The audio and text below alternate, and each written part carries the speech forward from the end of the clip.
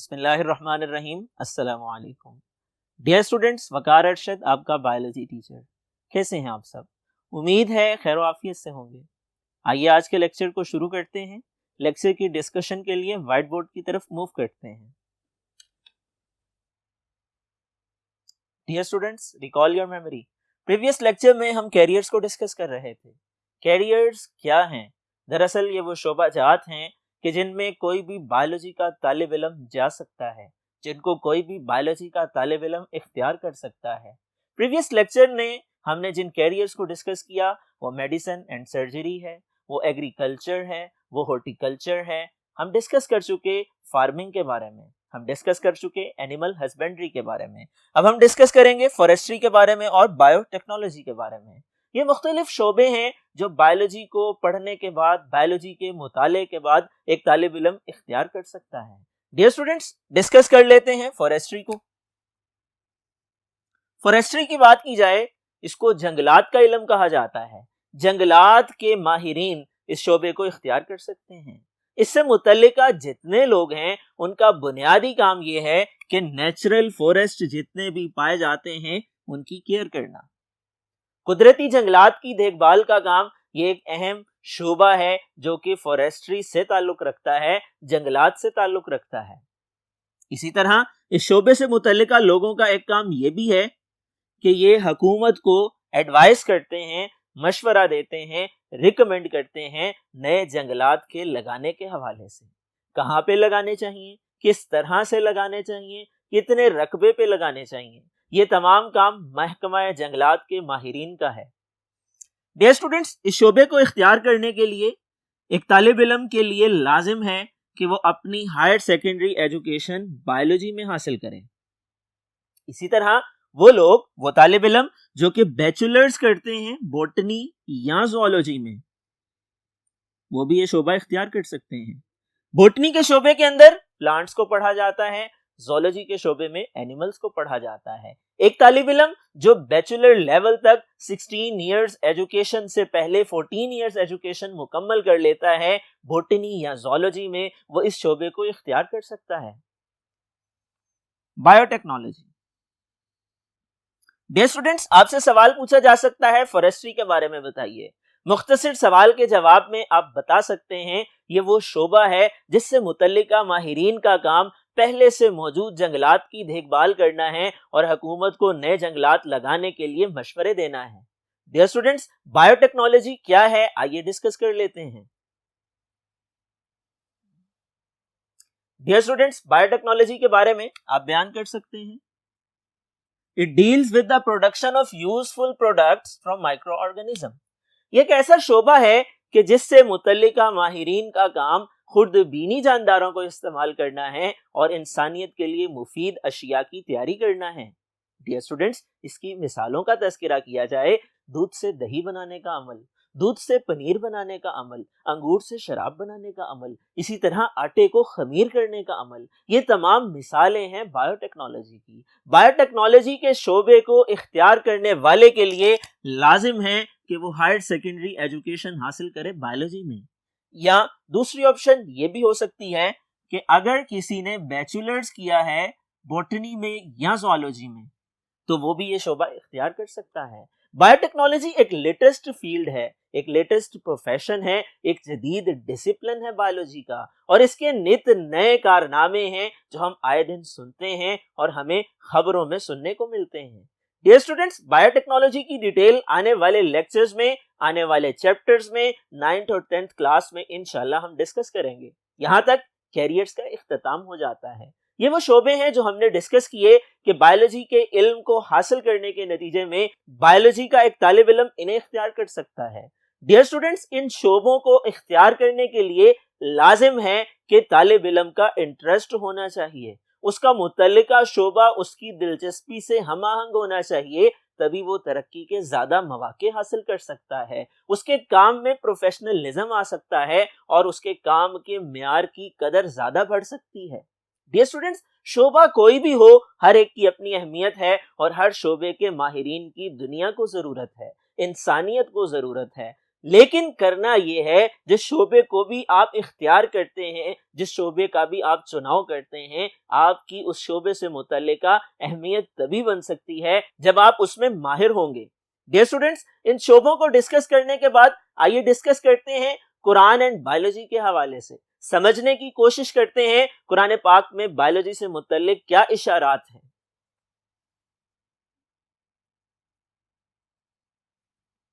Dear students, قرآن پاک کی بات کی جائے، ہمیں معلوم ہے، ہمارا علم ہے، یقین ہے، اعتقاد ہے، ایمان ہے کہ قرآن اللہ تعالیٰ کی الہامی کتاب ہے، آسمانی کتاب ہے، نبی اکرم صلی اللہ علیہ وآلہ وسلم پہ نازل ہوئی، اور اس کے ذریعے سے اللہ تعالیٰ نے رہتی دنیا تک کی انسانیت کے لیے رہنمائی کا منبع نازل کیا۔ اس کے ذریعے سے انسان کو اللہ تعالیٰ نے دنیا میں رہنے کا طریقہ سکھایا۔ قرآن پاک وہ کتاب ہے کہ جو ختمی اور آخری آسمانی کتاب ہے، اور جس کی اتھینٹیکیشن پر کوئی شبہ نہیں ہے، کیونکہ اس کی حفاظت کا ذمہ اللہ تعالیٰ نے لیا ہے۔ قرآن پاک علم و رشد کا ذریعہ ہے اور تمام علوم کا منبع ہے، جتنے بھی علوم ہیں ان کا سرچشمہ ہے۔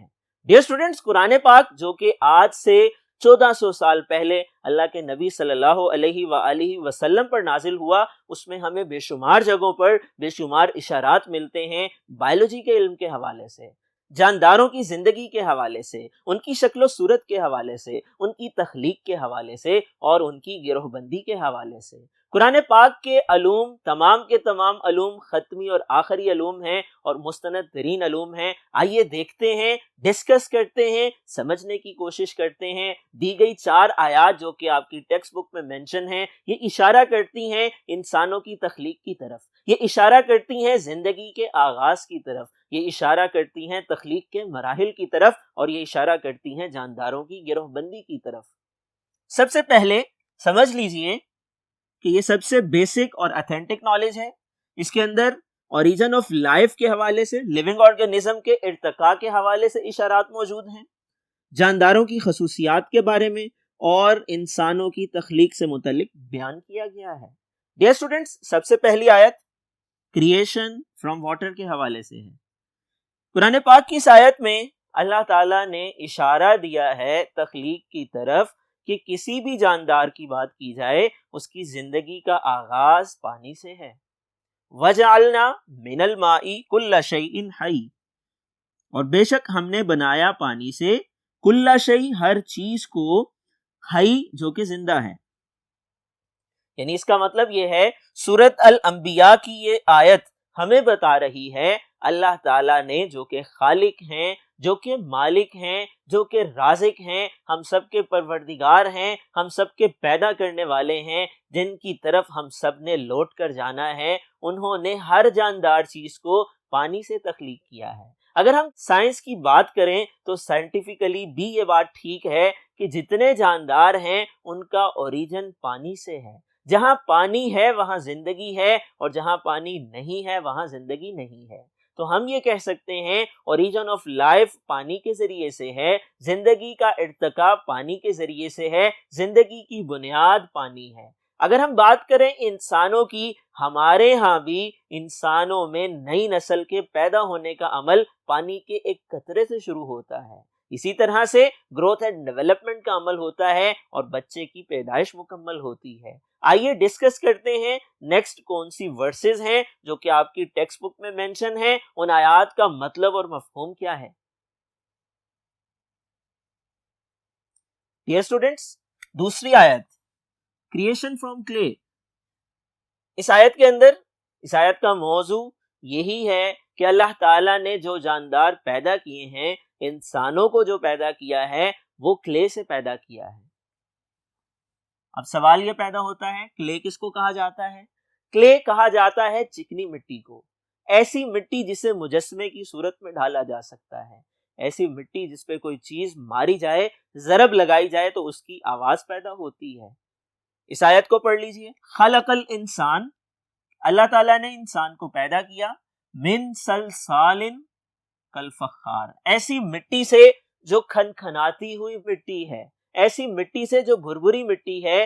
سورۃ الرحمن کی یہ آیت ہے اور اس آیت کا مطلب اگر سمجھنے کی کوشش کی جائے سائنسی نقطہ نظر سے تو سائنس بھی یہ کہتی ہے ہمارے جسم میں بائیو ایلیمنٹس موجود ہیں اور وہ بائیو ایلیمنٹ جو ہمارے جسم کا حصہ ہیں, ہمارے جسم کی کمپوزیشن کا پارٹ ہیں, ان میں سے اکثریت ایسے ہیں جن کا اوریجن ارتھ ہے, جن کا ارتقا مٹی سے ہے. ڈیئر اسٹوڈنٹس, اس آیت کے ذریعے سے ہم کریشن کے کنسیپٹ کو سمجھ سکتے ہیں. آئیے ڈسکس کرتے ہیں نیکسٹ ورڈز کو, اگلی سورت کی آیت کو. Steps of creation. یہ آیت جو کہ سورت المومنون کی ہے, اس آیت میں اللہ تعالیٰ تخلیق کے مراحل کے بارے میں ہنٹس دے رہے ہیں, انڈیکیٹ کر رہے ہیں. آئیے آیت کو پڑھتے ہیں اور اس کے ترجمے سے مطلب کو سمجھنے کی کوشش کرتے ہیں. ثم خلقنا النطفة علقة, بس ہم نے پیدا کیا ایک نطفے سے. فخلقنا العلقة مضغة, لوتھڑا بنایا. فخلقنا المضغة عظاما, لوتھڑے کے اوپر گوشت چڑھایا. فکسونا العظام لحما, اور پھر ہڈی بنائی, ہڈی کے اوپر گوشت چڑھایا. ڈیئر اسٹوڈنٹس, یہ مختلف مراحل ہیں, ایونٹس ہیں کریشن کے. اگر ہم سائنٹیفکلی دیکھیں تو انسانوں کے اندر تخلیق کے مراحل ہو بہو ایسے ہی ہیں. آغاز اگر زندگی کا ہوتا ہے پانی کے ایک قطرے سے ہوتا ہے, وہ ایک لوتھڑا بنتا ہے, ایک ہڈی بنتی ہے, ہڈی کے اوپر گوشت چڑھتا ہے اور پھر ایک مکمل جاندار وجود میں آ جاتا ہے. یہ بات ہے 1400 سال پہلے کی کہ جب قرآن پاک نازل ہوا, جب سائنس اس ڈیپتھ تک نہیں پہنچ پائی تھی, جب وہ آلات ڈسکور نہیں ہوئے تھے, وہ سرجیکل انسٹرومنٹ انسان نہیں بنا پایا تھا کہ جن کے ذریعے کریشن کو اسٹڈی کیا جا سکے, تب ماں کے پیٹ کے اندر اتنی تاریکی کے اندر, اتنی گہرائی کے اندر قرآن پاک کی اس آیت کے ذریعے سے اللہ تعالیٰ اشارات دے رہے ہیں کہ ہم نے تمہیں بنایا, پانی کے قطرے سے بنایا, وہ نطفہ تھا, اس کو لوتھڑے میں تبدیل کیا, ہڈی بنائی, ہڈی کے اوپر گوشت چڑھایا, ایک مکمل جاندار کی شکل میں ڈال دیا, اور جب اس کی شکل مکمل ہو گئی تو ماں کے پیٹ سے اس کی پیدائش ہو گئی. ڈیئر اسٹوڈنٹس, یہ سوچنے اور سمجھنے والوں کے لیے, عقل رکھنے والوں کے لیے, ایمان لانے والوں کے لیے, تمام انسانوں کے لیے نشانیاں ہیں غور و فکر کی. چوتھی آیت, کنسیپٹس آف کلاسیفیکیشن. قرآن پاک میں سورۃ النور کے اندر اس آیت میں اللہ تعالیٰ کلاسیفیکیشن کا تذکرہ کر رہے ہیں. آئیے آیت کو پڑھتے ہیں اور اس کے مطلب کو سمجھنے کی کوشش کرتے ہیں. واللہ خلق کل دابۃ من ماء, اور بے شک اللہ ہی ہے جس نے بنایا, خلقہ بنایا, کل دابہ زمین پہ رہنے والے جانداروں کو, من ماء پانی سے. فمنہم من یمشی علی بطنی, بس اس میں سے کچھ ایسے ہیں جو پیٹ کے بل ڈینگتے ہیں. ومنہم من یمشی علی رجلین, کچھ ایسے ہیں جو 2 پاؤں پہ چلنے والے ہیں. ومنہم من یمشی علی اربع, اور کچھ ایسے ہیں جو چوپائے ہیں, 4 ٹانگوں پہ 4 پاؤں پہ چلنے والے ہیں. یخلق اللہ ما یشاء, اللہ ہر شے کو جیسا چاہتا ہے بناتا ہے. ان اللہ علی کل شیء قدیر, بے شک اللہ تعالیٰ ہر چیز پر قدرت رکھنے والا ہے. اس آیت کے اندر اللہ تعالیٰ نے مختلف اقسام کے جانداروں کا تذکرہ کیا ہے.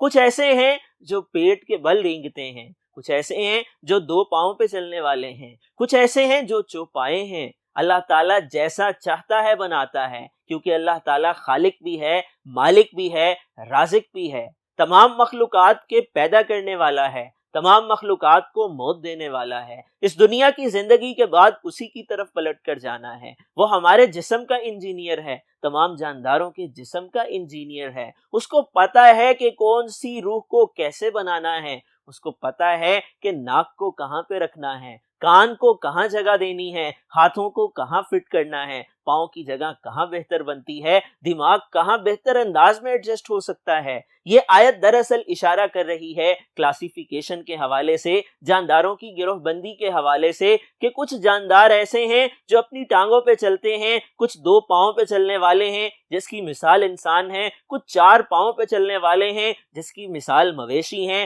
کیٹل ہے. اسی طرح کچھ ایسے ہیں جو پیٹ کے بل رینگتے ہیں جس کی مثال سانپ ہے. ڈیئر اسٹوڈنٹس, یہ آیات اشارات ہیں جو کہ زندگی سے متعلق ہماری رہنمائی کرتے ہیں, جو کہ بایولوجی سے متعلق ہمیں علم فراہم کرتے ہیں. ہمیں ضرورت اس بات کی ہے کہ قرآن پاک کا مطالعہ کریں، قرآن پاک کی آیات کی ترجمے کے ساتھ سمجھنے اور تفسیر کرنے کی کوشش کریں، قرآن پاک سے علوم کو حاصل کرنے کی کوشش کریں، کیونکہ قرآن پاک میں جو کہ تمام علوم کا سرچشمہ ہے، جس کا موضوع انسان ہے، میرے اور آپ کے لیے، ہم سب کے لیے رہنمائی موجود ہے، علم کا ذخیرہ موجود ہے۔ ڈیئر اسٹوڈنٹس، آج کا یہ ٹاپک قرآن اینڈ بایولوجی کے حوالے سے تھا۔ آج ہم نے ڈسکس کرنے کی کوشش کی کہ قرآن پاک میں بایولوجی کے حوالے سے، زندگی کے ارتقاء کے حوالے سے، ایونٹس آف کریشن کے حوالے سے، کلاسیفیکیشن آف آرگنزم کے حوالے سے کن موضوعات کی طرف اشارات دیے گئے ہیں۔ ڈیئر اسٹوڈنٹس، آج ہم نے ڈسکس کیا کیریئرز کے بارے میں، جو کہ پریویس لیکچر میں مسنگ تھے اور رہ گئے تھے۔ مجھے امید ہے آج کا یہ لیکچر آپ لوگوں نے اچھی طرح سے سمجھ لیا ہوگا، اور سمجھنے کے بعد آپ نے یاد بھی کرنا ہے۔ مختلف سوالات بن سکتے ہیں، آپ سے پوچھا جا سکتا ہے کیریئرز کے حوالے سے، ان کی ڈیفینیشن پوچھی جا سکتی ہے۔